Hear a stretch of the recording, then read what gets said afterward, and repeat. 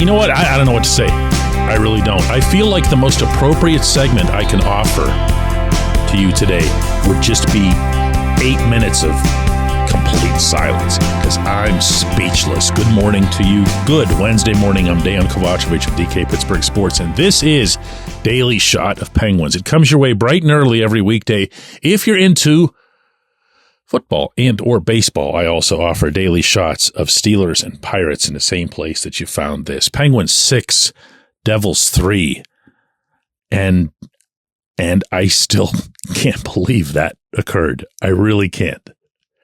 The Devils were up 3-1 into the third period. The Penguins post 1, 2, 3, 4, 5 unanswered goals. And it's not like you could point to almost anything on the other side of the equation as, oh, well, yeah, but they were facing a lousy team, or they were facing a lousy goaltender. Now, I don't think all that much of Jake Allen and never have, but Allen's been really good since he got to Newark. And in this game, and in this third period, Penguins were scoring entirely on deflections and slam dunks. Had nothing to do with the goaltending. 0. 2 goals from Sidney Crosby. 2 goals from Evgeny Malkin. An early pinballer from Erik Karlsson, and then a late, really sweet redirect combination between Marcus Pettersson and Rickard Rakell. And then there was Alex Nedeljkovic in the back. Again, because Tristan Jarry was still sick, or because Mike Sullivan has decided that Nedeljkovic is actually the team's number 1 goaltender, since you know what, he actually is. The final score won't reflect this necessarily, but Ned was outstanding.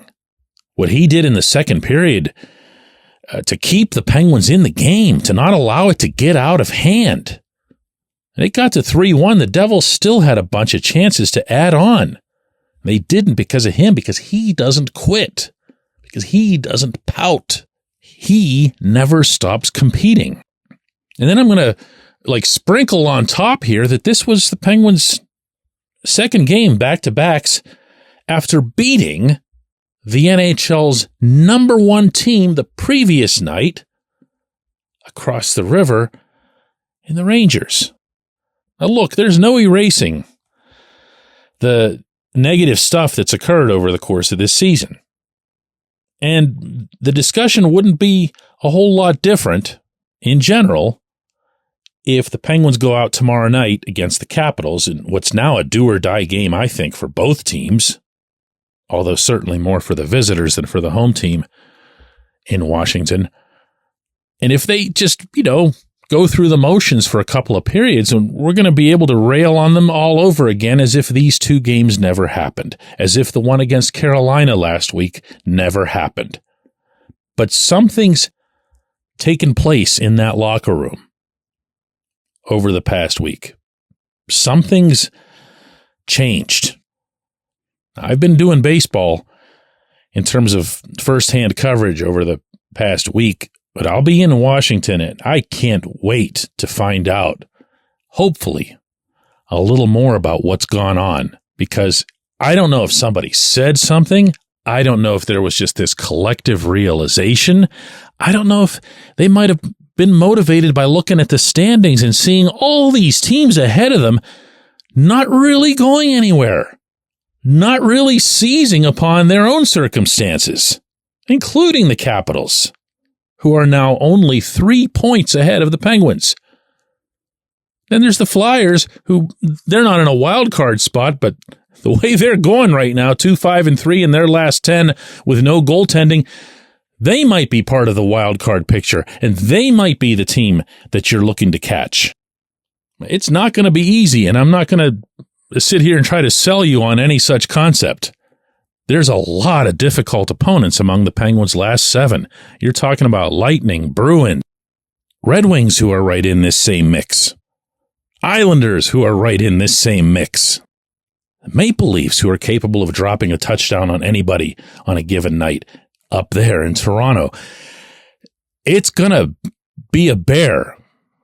But I'll tell you what, right now for where this situation is in this moment. Well, here's how Mike Sullivan described how he felt after the game last night in Newark. I thought it was a gutsy effort by our guys. We could tell early on we didn't have a lot of energy. We just didn't have a lot of juice tonight. It was one of those nights where sometimes you play against the schedule a little bit. That game last night in New York took a lot out of our guys. I give our players a lot of credit. We hung in there and we dug in. I thought the power play goal we got in the third period gave us some life. You could just feel it on the bench, and they took off from there. But I give our players a lot of credit. Credit where due, man. That's how I feel about this. It's easy to pile on when it's bad. I'm no different than anybody else in that regard. I didn't like what I saw of this hockey team probably only about 95% of the time in this 2023-24 season. That's been as big a disappointment as any that I've covered in a long, long time on this beat. But when they're 9 points out, facing the Hurricanes last week, after blowing that 4-goal lead in Denver, they could not have looked more dead in the water to the world than they did. What did they do? They dominated Carolina, mostly on the strength of a bunch of kids. They took 3 out of 4 points from the Blue Jackets, and while that lost point had to have rattled them like down to their souls, all they do is get on the charter the next day to fly to New York to almost completely shut down the Rangers, fall behind against the Devils. And listen, I just think that there's a tap of the stick to be had here, whether they do or don't make it. But the way they're performing right now, the trajectory that they're on, generally speaking, is what you want to see of a team that's surging toward the playoffs. In other words, when you see all these other teams around them losing, and then you look at their records over their past few games and you see that there's nobody really taking off, go through NHL history and see which teams end up making it and which ones end up falling out. When we come back, J1Q.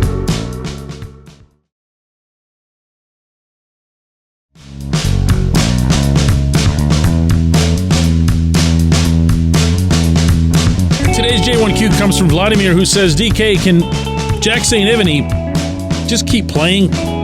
Ryan Graves will sit for the rest of the season? His streak and Graves being out can't possibly be a coincidence. You know what? I'm not going to turn a positive into a negative. I've been critical of Graves. I've been deeply critical of the Graves contract, which is obscene.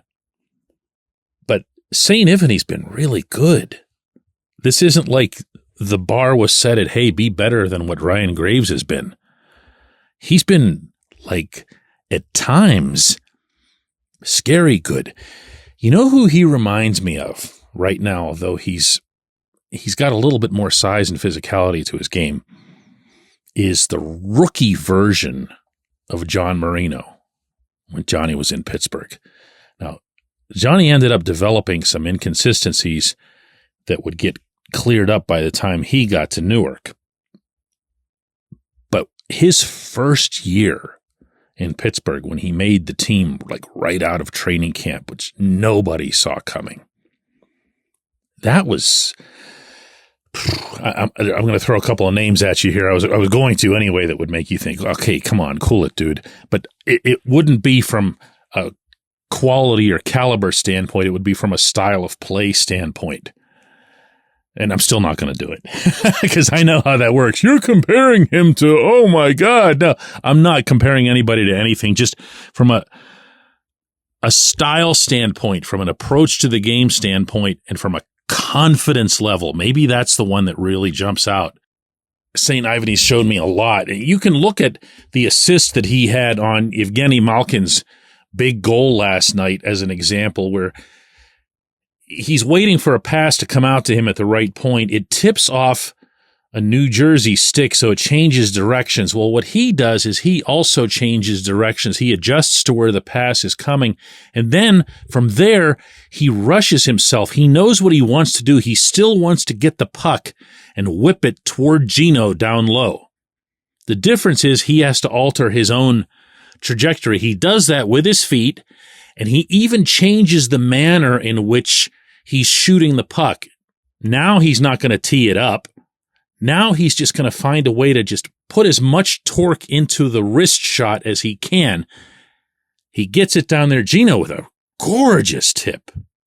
We ever given enough credit to Gino for his ability to redirect pucks, but that was one of his prettiest. Putting it back between his own legs, essentially, to get it past Jake Allen. But it wasn't just that. The kid was all over the ice in the defensive zone.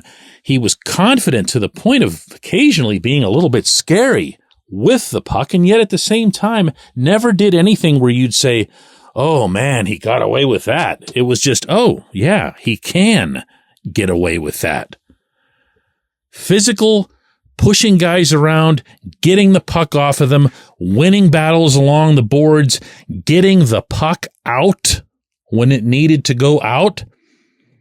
There's a lot to be excited about there, and there's a lot of things that I wonder in terms of, how quickly or how slowly, for that matter, he might have come along in the AHL to have taken a long time to get to this level. He looks like he's been here for a while, doesn't he? I appreciate the question. I appreciate everybody listening to Daily Shot of Penguins. We're going to do another one of these tomorrow from Washington, where the Penguins will take on the Capitals, just like old times, just like a playoff game. Thanks for listening.